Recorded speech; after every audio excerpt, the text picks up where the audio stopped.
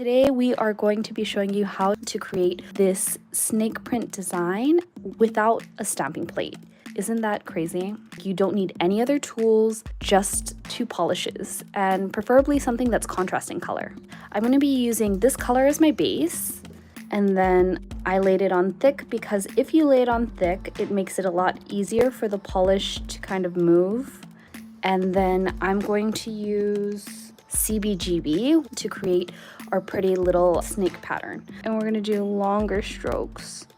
The only thing I would say you need to be careful of when you're doing this technique is making sure you don't have too much polish at the end of your brush, and then also be careful that you're not doing it like too close, because remember the polish will expand a little.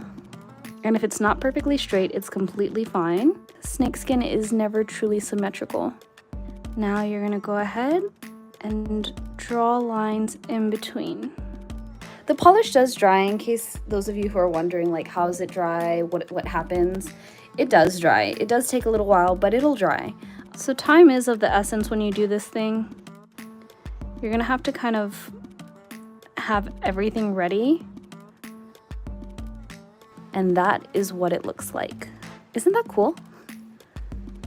Look at this combination too, it's so pretty.